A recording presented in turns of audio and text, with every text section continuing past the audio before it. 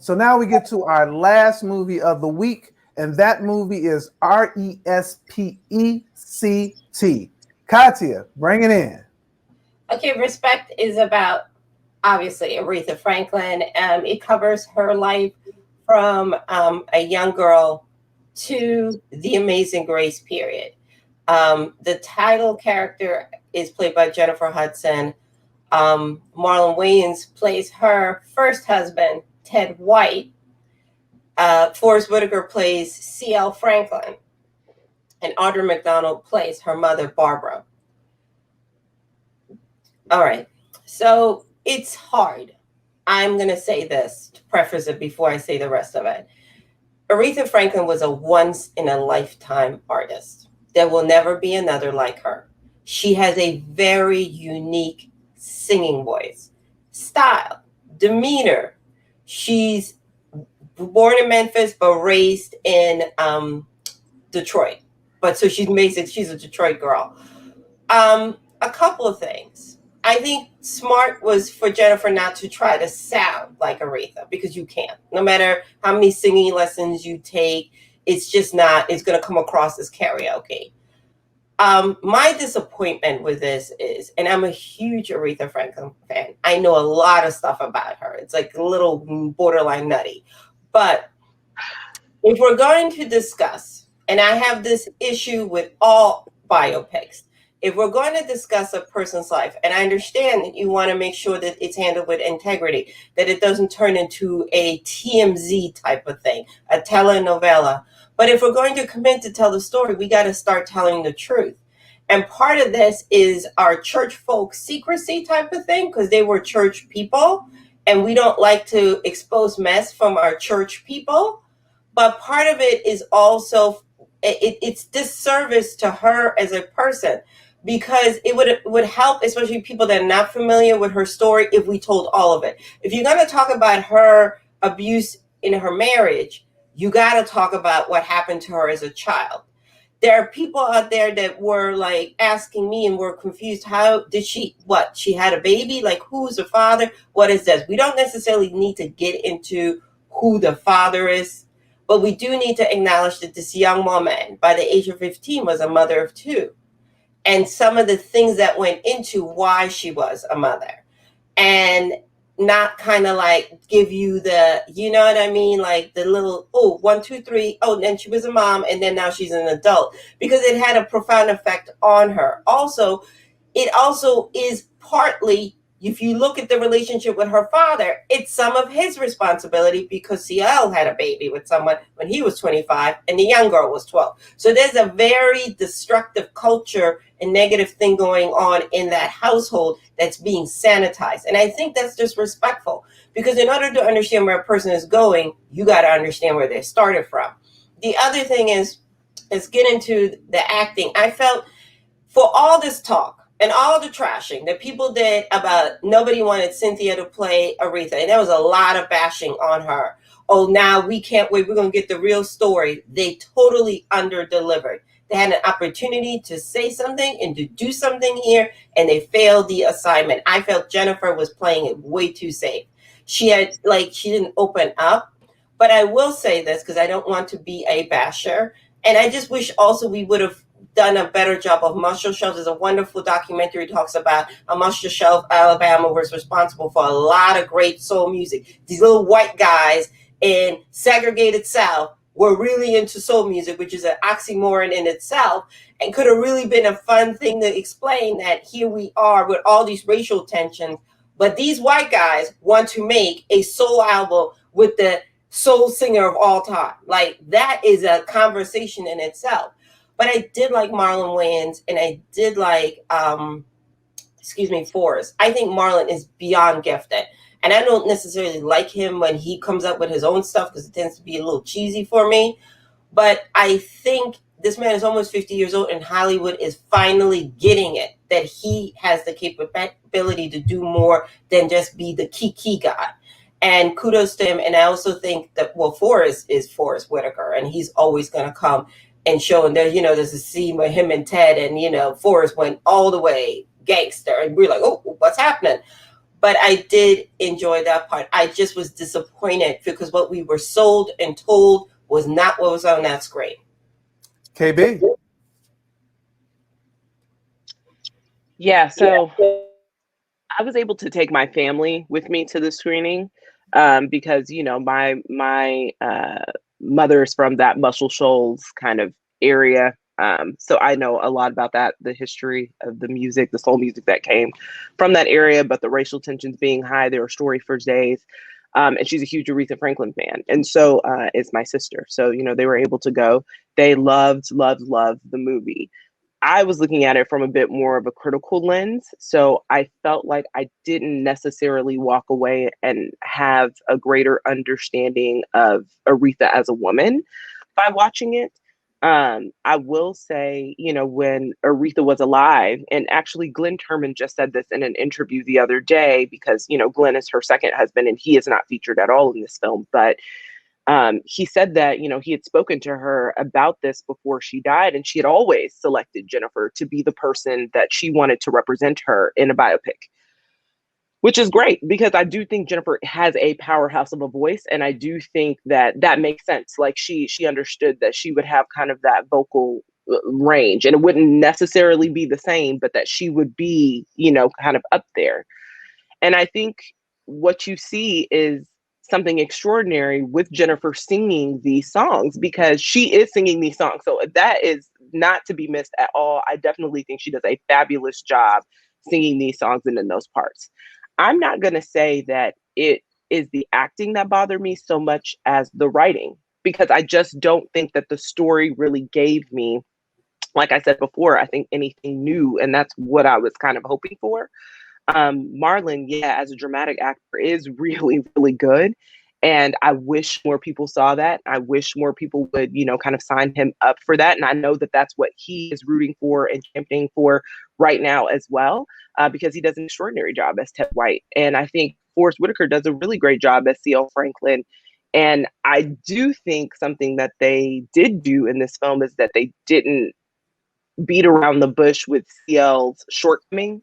I think it's very clear that he is abusive, and abuse comes in many forms, and not just physical, but he is clearly also physically abusive, but he's also emotionally abusive. He's manipulative. Like, I think that they kind of wove in the layers of who he was as a man and the complicated relationship that she had with her father, which also showed kind of why her mother left, because she felt like she was trapped. And so I love Audrey McDonald, like love. And I'm a huge fan. Anybody who knows me knows one of my top 3 favorite shows of all time is Good Wife. And The Good Wife is right up there. I just meld them together because it's the same universe. And she's doing extraordinary things on that show. And she also has an exceptional voice and has had a wonderful Broadway career. And I just don't think we got enough time with her. And I understand why. Like, I think that, her mother's death was really supposed to be the catalyst for a lot of things that happened in the story later on. But man, I just wanted more time. I really wanted more time with her. But, I think Jennifer did what she had to do in that period of time with the script that she was given. I just wanted the script to be more. Like, I needed more. And to Katya's point, if you're going to tell the truth, tell the whole truth. We don't need kind of little small pockets of the truth, or like visuals of the truth with no explanation behind it. It would have been great to dive into some deeper layers. And I do kind of feel like they were like, oh, she was struggling with sobriety a lot in the film. She was an alcoholic, and they showed that. But I think that it would have just been, we understood that she had trauma, but we didn't understand the depth of the trauma. And, having a child at 12, and then by 15 having another one, and understanding there's so many layers in trauma. And clearly she shared some things with her grandmother. It was alluded to the fact that she ended up sharing it with her.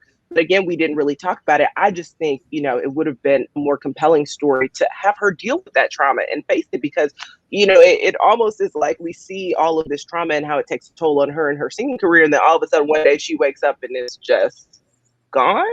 I was like, yeah. I felt like there was, something missing there that we could have added into the story in that way. But so Katya has been on social media like, nah, this ain't working. Ain't working for me. And I understand it. I really do. So I I like a little bit of what you're saying, Katya, but I melded it with some of what KB has just said. Is that to me, it starts with the writing. We always talk about this. The acting in this, to me, is solid throughout, and it would be a crime for us not to mention Sky Dakota Turner as the young Aretha Franklin. This young lady crushes it. She commands the screen. I'm talking about when she's talking, when she's sitting with Forrest, when she's singing. She acts in this, and I think there's not a person in this on this who doesn't do a good job from an acting perspective. So from an acting perspective, I'm like, everybody did their job. When you talk about Marlon Wayans, wow. When you talk about Forrest Whitaker, wow, he ate it up. I just think, and then the scenes with him and Jennifer together, those scenes were powerful. I didn't have a problem with anything on the acting side. I had a problem with the fact that what they did in this film is that they told Aretha's story and didn't take for granted that people knew some stuff, but then they took for granted that people didn't know some stuff. So you tell us what we kind of know, but then you know that we want to know something else, and you don't tell us that. And that was really the failing for me with the film. But I liked a number of things in it. I liked the singing as Titus Burgess. I liked him as well, by the way. I like the singing, just like you said, KB. I like the acting in it. I thought Marlon Wayans was fantastic. And then we don't necessarily get an Aretha Franklin concert, but I like the fact that they tell us these things about her and her sister, her and her mom, her and her father. I think they did enough there to make me say, yeah, I liked it. I walked away liking it. Did I love it? No, but I walked away liking this one more than I think more than you, Katya, and that might be because they obviously as a shero, they seemingly let you down on this. I don't know. I did not feel, and I think and I said this in my review, I honestly believe an artist of her caliber is better served via a 5-10 part documentary. I don't like this choice of them stopping at Amazing Grace, because in the 70s, she took control of her career. She took control of her image, and we got in Aretha. And this is the part that I'm really, really mad about, that she was unapologetically Black. And not to say we know that, but you don't get the sense of what's going on the screen. And there are certain things, I'm like, that whole scene with her and Dinah Wash, with her, that could have been cut out. And we could have then brought in important things that centered around her.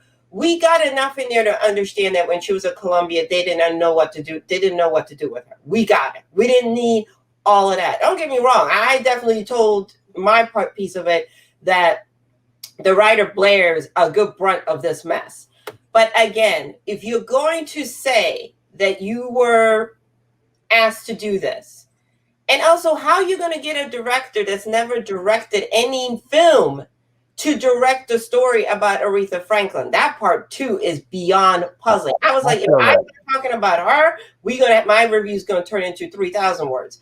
But it's just, like I said, here's the two questions I asked, and then you guys can have final words. Did we learn anything new? No.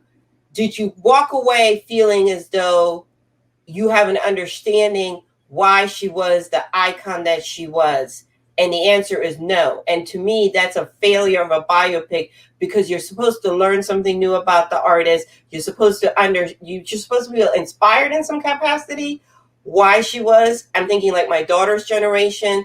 Are they looking at it and getting a sense of understanding why this woman had a 7-decade career? And those questions were not answered by that pick. So therefore, to me, that's a failure. We get it with Elton John's pick, because Elton was willing to take the Band-Aid off and say, I'm going to tell you the good, the bad, the ugly, the real ugly parts of my life, so you can understand why, songs like I'm Still Standing, all those songs came out of that. And you then walk away and you go, oh yeah, this is why Elton John is Elton John. I did not feel that way with Aretha Franklin. And I do have to say, I am disappointed in Jennifer because I expected the singing I knew was going to be there. But again, and also last part I'm going to say, Aretha Franklin was incredibly funny. There's no wit. Have you seen Aretha Franklin's interviews?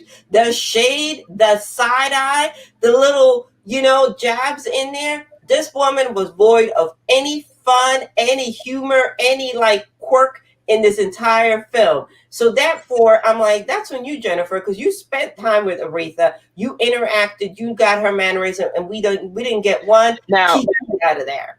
Now, one thing I will say, Katya, to double back on that is it potentially because they were showing the story before she fully came into who she was? You know what I mean? I think because they were trying to show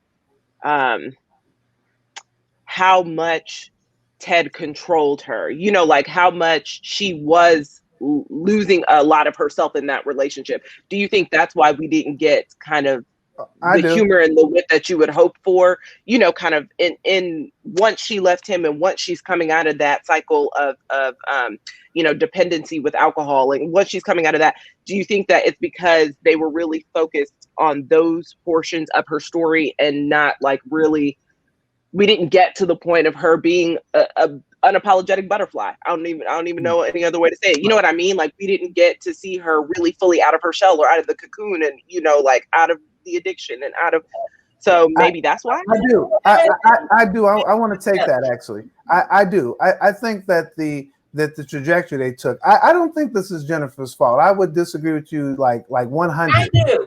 But let me, I know you already said it, so I'm gonna tell you why I disagree. I don't think that this is Jennifer's fault. I think this is Aretha's fault. Aretha, they knew what the story they wanted to tell. They did not want to tell the stuff that we want to know. That has nothing to do with Jennifer Hudson. Is that the reason she picked Jennifer Hudson is because they had a trajectory for this story. I would bet my bottom dollar that Aretha was like, okay, we're gonna talk about this, we're gonna talk about this, and you guys are not gonna talk about this. You just said it with Elton John. Elton was like, whatever, let's put it out there. Jennifer played the role that she had. She probably tried to play as respectful to what the Queen asked her to do, and I think she delivered in that. So yes, I believe that there was a trajectory, and I believe that the people who were responsible for this had a trajectory, and that's what we saw on it. So to me, this is a watch it. I think people should check it out. I do want to mention one other thing, and I'll get back to you, Katya. And you asked about you talk about this issue of a 5-part docuseries or whatever. That's cool. But the mark of a good biopic is that you cannot try to cram everything in a biopic. And once you do that, it becomes just hodgepodge. The answer to your question for me, did I learn something new about Aretha Franklin? I did, because I didn't know all the stuff that you knew about Aretha Franklin. The answer for the people that I know who went to see it, they learned something new. But was it the qualm I have about it is that they were hiding stuff, that they were hiding information. They decided not to show some particular things, and you guys highlighted those things, and I think that's what was problematic. With this is a watch it for me. I'll go to you, Katya, and then we'll end up with KB on it. Katya. I mean, I will push back and say Jennifer bears some responsibility because she was a producer of that project. And as a producer, you do bear responsibility. If she was just the actress, then I would give you that. But if you look at the closing credits, it just, under producer, it has her name on it. So that means she has input on script, she has input on director, she has input on a lot of things. And she chose not to make that, and her not pushing back and saying, hey, we need to interject some humor here. This is way too dry. She was this, that, and a third. And that, for me, that's why I say she bears some responsibility. And again, I get you can't put 7 decades into a 2-hour film, but you could have put in the part where she started standing on her own 2 feet and taking out the nonsense with her and Mary J. Blige. We didn't need to know that. That didn't help the project any better. We also could have spent a little bit more time fleshing out those silent scenes. And don't even get me started how the Reverend Cleveland was just put in there like a sidekick, because he also deserved a little bit more respect. But for me, I feel like you're better off watching some YouTube videos and listening to some interviews and so forth to get a better understanding who she was. Granted, are you going to get her talking about some of the trauma? Is this a watch it? Is it a watch it or not? It is not for me. Okay. KB. So for me, it's going to be a mild watch it, only because I do think that we need to support this project. Like it's going to be one of those things where I'm like, we want more projects. This is what we're always talking about. We want more projects. We want more diversity. Then we have to show up for it. I do think that I say it's mild because it's definitely not without criticism. You know, for me, the script is where it lacks, but the music, the performances, I also think are stunning. I think that